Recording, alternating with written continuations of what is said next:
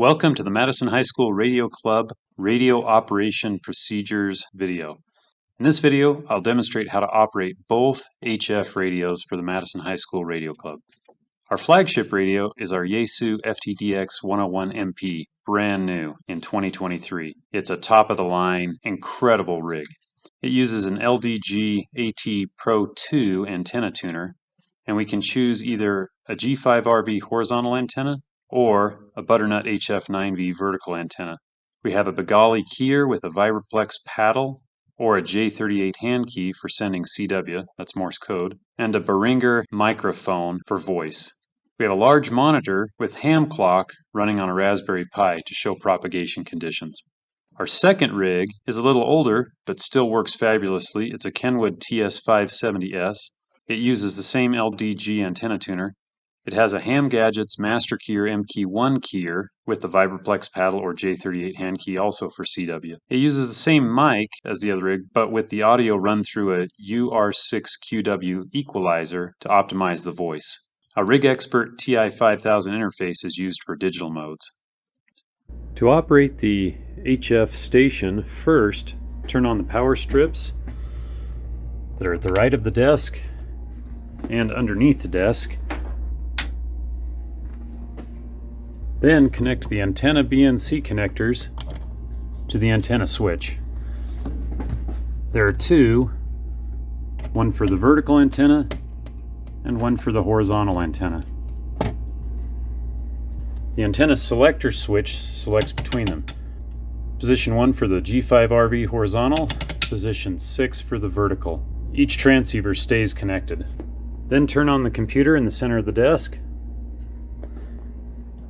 At the same time this is going on, the Raspberry Pi is booting up with the ham clock, and the LDG antenna tuner is already powered up. So you can press the power button and turn on the Yaesu if you want to use that rig. The power for the monitor is on the top, and that computer starts to boot up. Once it's booted up, you'll need to log in using the student login. To use the Yaesu FTDX 101 MP, press and temporarily hold the power button in the upper left corner of the display. Then you need to select the frequency band you want to use.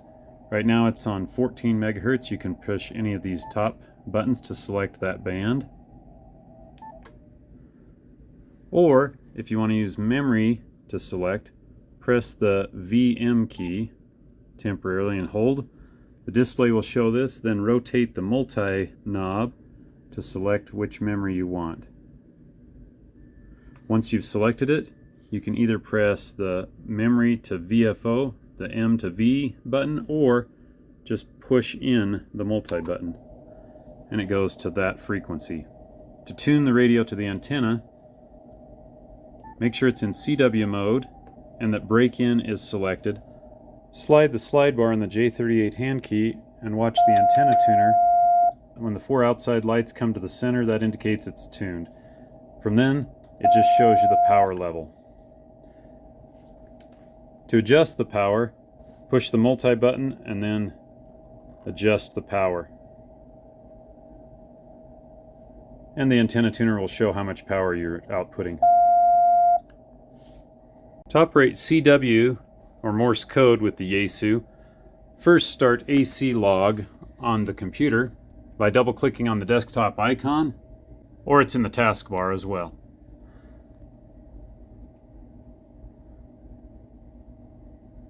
And it should come up with the frequency and band that you're on in the mode. We use the Bengali CW machine, so tap the paddle and it turns on the CW machine. You can adjust the speed by adjusting this knob right here, or if you're in CW mode, push in the keyer and you can adjust the speed that way.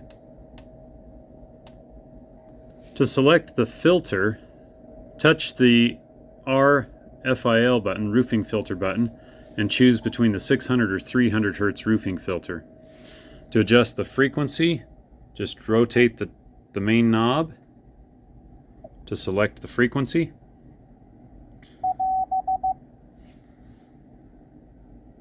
Adjust the volume by using the main AF knob.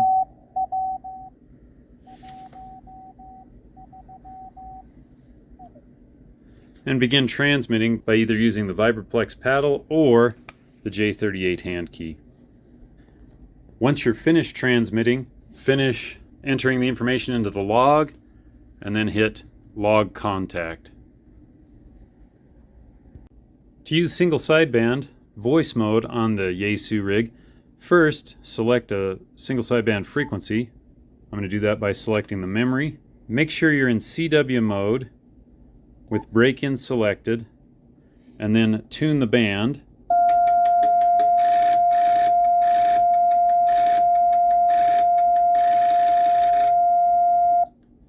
Once it's tuned, you can adjust the center knob to select the frequency you want. Select single sideband mode. If you're above 40 meters, use upper sideband. If it's 40 meters or below, use lower sideband. To begin transmitting, just press on the blue Heil foot pedal for transmitting using this microphone. Make sure the microphone's about 2 inches away from your mouth and speak directly into the microphone. When you're finished transmitting, just release the foot pedal and it'll automatically go back to receive. When you've finished your QSO, finish filling out the information in the log and then hit log contact again. To use the Yaesu rig for FT8 digital mode, first select a digital mode frequency, an FT8 frequency from the memories. I'll use the one on 20 meters at 14.074 for an example. And you can hear FT8. Tune off the frequency just a little bit because we're going to tune up the rig. Make sure you're in CW mode, break-in selected, and tune the rig.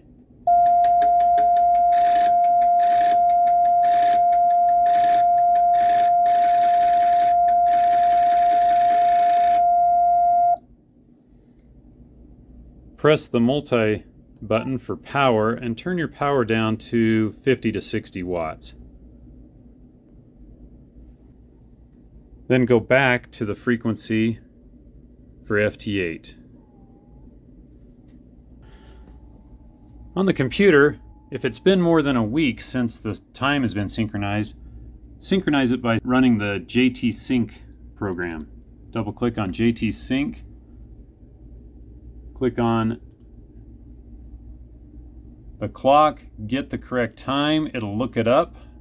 Then click Set to synchronize the time on the computer to the correct time, and then close the JT Sync windows. Then start the WSJTX program for the Yaesu FTDX 101MP by double clicking on that desktop icon. It'll open up that program and begin decoding FT8 signals. This is the receive window up here where you can see the signals decoded and the signal strengths. Down here is the decoded stations, and over here this window is what is going to be transmitted and received. Here are the preset messages that will be transmitted. When you double click on a call sign, it starts transmitting automatically. It says enable transmit, and will send a 15 seconds of transmission to this station. It shows his call sign, our call sign, and our grid square. Then it reverts to 15 seconds of being received, and if he answers somebody else instead of me, it will shut off the enable transmit. If not, it'll continue the next cycle transmitting until he answers me. It's important that during FT8 you select the Data U mode by selecting that from the Mode button. That transmits a data mode. Now here a person has answered me, so it highlights that in red. The next transmission I'm sending is his signal report. Then his response is Roger, Roger, best wishes, and I send best wishes. And then the program automatically prompts me to log the contact. All the information's put in. If you need to change the power level, you can change that. When it's correct, just hit OK, and the contact is finished. When running FT8 on the Yaesu, you'll have to manually start AC log. It'll report that the COM port is not available. That's okay. It's being used by the other program. So you have to manually enter in the information, the call sign, the date, the time, all that information into the log, and then hit log contact. Once you're finished with FT8, you can close AC log and close WSJTX by clicking on that. Then make sure you change from data mode back to CW or single sideband, whichever you prefer, for your next QSO. To use the Kenwood TS570 rig, first select the Kenwood from the transmitter switch on the wall. Select which antenna you want. Then turn on the Kenwood power supply and press and temporarily hold the power button on the Kenwood, and it comes on. Select which band you would like and which mode. If you want to select them from memory, press the MV button, then use the multi-channel knob to select which memory you want. Once you've selected it, push the M to VFO button, and that transfers it from memory to the VFO. Now to tune the band, we're going to use the LDG tuner, so make sure it's powered on. And then temporarily press and hold the AT tune button. And the LDG tuner tunes it up.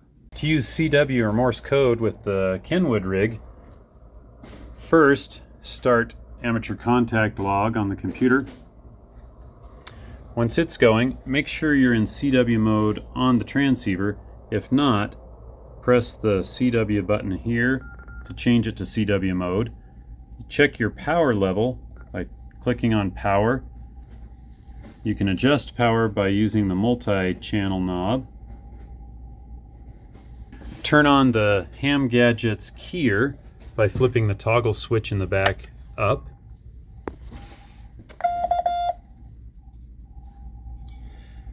And select the frequency you want either from memory or by the dial.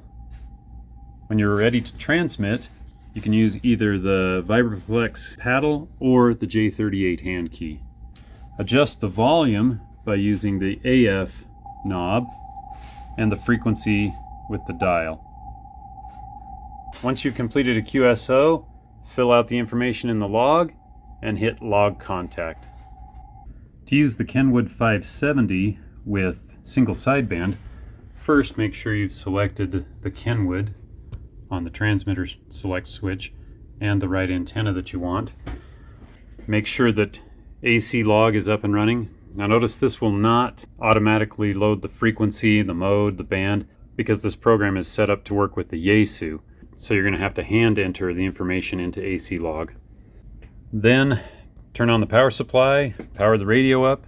You can select the frequency, again, either with the memory or by tuning the dial. Select the band by going up or down. Make sure you select upper sideband if you're above 40 meters or 40 meters and below lower sideband. Once you've selected your frequency, then press the AT tune button to tune the band. Once it's tuned, then you can start transmitting. Find a frequency that's open and start calling CQ, or look for somebody that's calling CQ and you can answer them. Then you need to position your microphone so it's about 2 inches away from your mouth, and then use the orange foot pedal switch to transmit, release it to go back to receive. When you're finished with your QSO, make sure you log it manually in the AC log. Use the digital mode FT8 with the Kenwood 570. First, make sure you've selected the Kenwood 570 from the antenna switch with the appropriate antenna. Then turn on the power supply and the radio. Tune near the FT8 frequency and then tune the antenna to the band.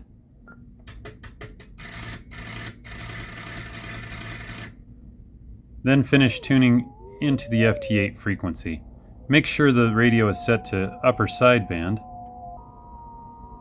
Another important thing for FT8 is to remember to check your power level. So click power and it's at 60 watts. You should be 50-60 watts for most contacts.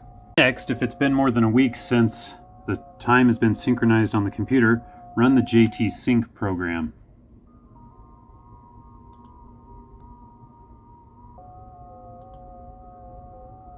Click Yes to run the change, and then close the JT Sync windows. Next, start N1MM Logger Plus by double-clicking on the desktop icon. If a new version is available, install it. When the computer asks if you want to install it, click Yes and Next. Install. It'll install the update, then click Finish, and it'll reboot the program. Close out the comments, and it'll start the N1MM Plus Logger program. Next, click on Window, and all the way to the bottom to select Load WSJTX. It's actually going to use WSJTX to run the FT8, but it'll do the logging through the N1MM Plus program. And it's important to remember, when you go to shut down, this window is up to remind you to shut down WSJTX first before you shut the N1MM Plus program. This is the FT8 decode window. You can see the strengths, the strong signals here, here, and the waterfall display over time. The green and red indicate your receive and transmit frequencies. You can click somewhere else on the waterfall and it will move your receive. If you right click and say set receive and transmit offset, you can send them both there. You can try to pick a fairly clear area. The decode window is down here. It shows signal strengths in decibels. The smaller the number, the weaker the signal. DT is a time offset. 0 is exactly the same time that you're experiencing. And you can see it needs to be fairly close to your time in order to decode correctly.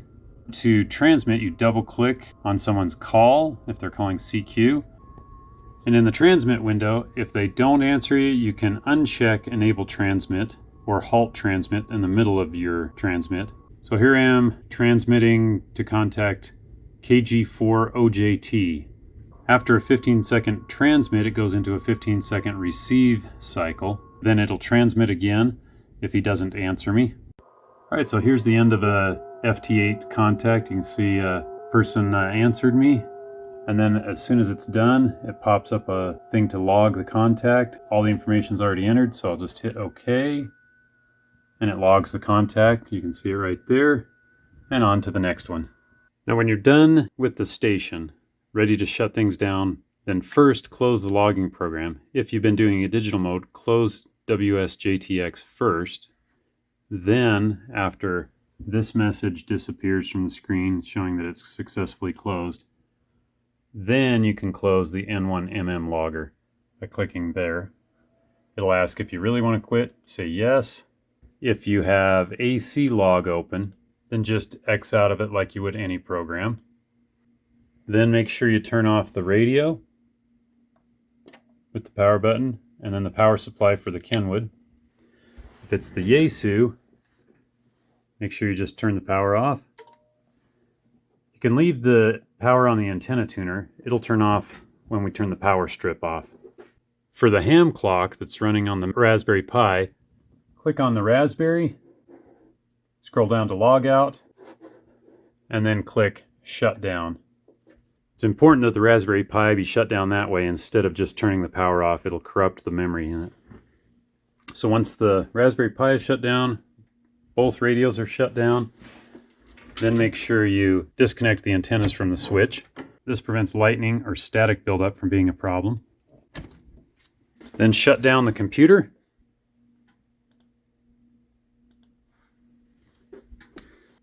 And once the computer is shut down, you can turn off the power strips. That one, and the last one, the one on the right of the computer on the desk. And now the station's completely shut down and protected. Thank you for watching the video. Come back and review it often to remember how to operate the station. And I hope you have lots and lots of fun over and over operating our great amateur radio station at Madison High School.